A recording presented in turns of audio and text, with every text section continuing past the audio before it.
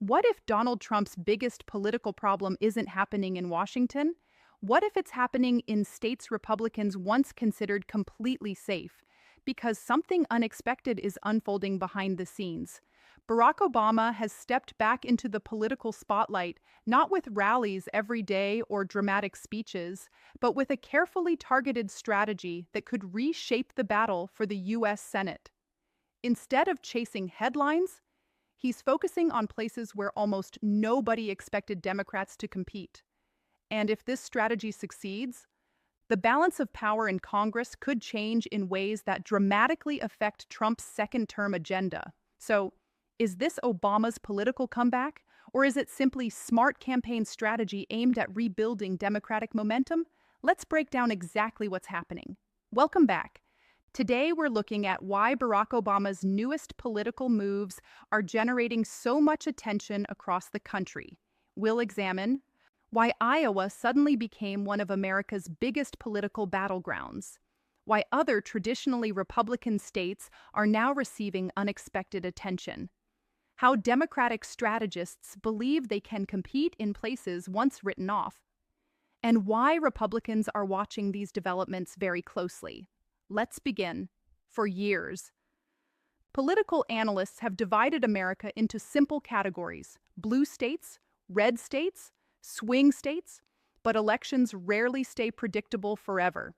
Instead of concentrating only on traditional battlegrounds, Democrats now appear to be testing a different theory: compete everywhere. That includes states where Republicans have enjoyed comfortable victories for years. One of the clearest examples is Iowa.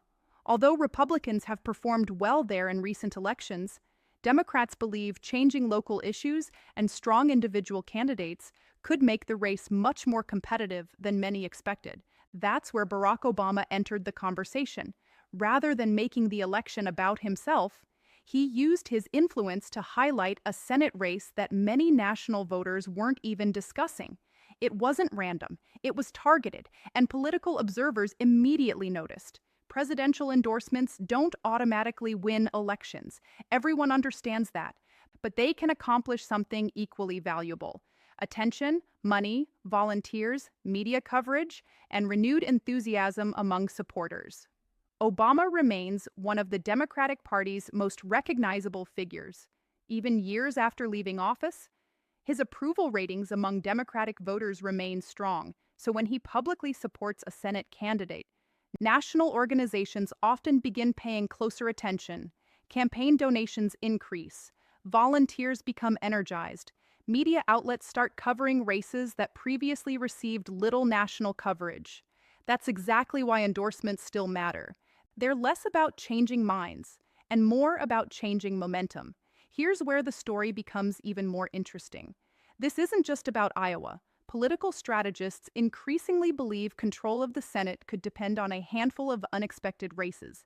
Instead of assuming Republicans automatically win every traditionally conservative state, Democrats are looking for candidates who appeal beyond party labels: military veterans, community leaders, state legislators, people with strong local reputations.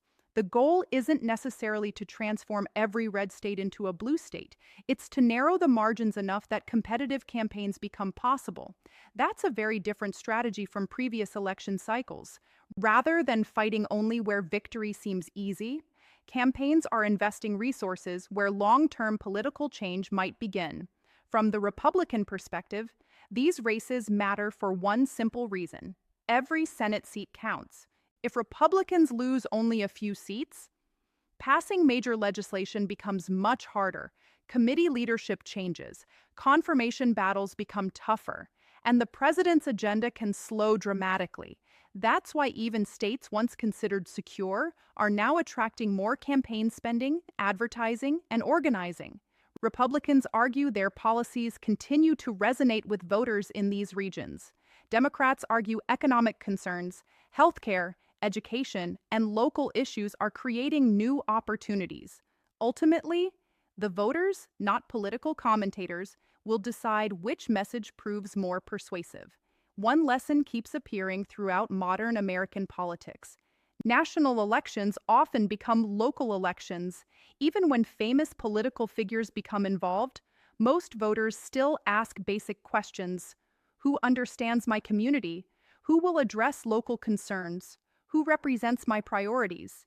Candidates who spend time meeting voters face to face often build credibility that television advertisements cannot create. That's why campaigns increasingly focus on neighborhood events, town halls, community organizations, and direct conversations. Obama's involvement may generate national headlines, but local candidates still have to earn support one voter at a time. That's where elections are actually won. For Donald Trump, the challenge extends beyond one Senate race. His political influence remains enormous inside the Republican Party. Many candidates continue seeking his endorsement, but every competitive race forces Republicans to devote additional time, money, and attention. Instead of concentrating resources only on offensive opportunities, they may also need to defend seats that previously looked comfortable. That's exactly what Democrats hope to accomplish, not necessarily by winning every race, but by expanding the political battlefield. The larger the map, the harder it becomes for either party to dominate everywhere. And that's why analysts describe this strategy as one of the most interesting developments heading toward the next election cycle. Whether Barack Obama's latest political efforts ultimately succeed, only Election Day will answer that question. But one fact is already clear. The battle for Congress is no longer limited to the same handful of swing states Americans have heard about for years.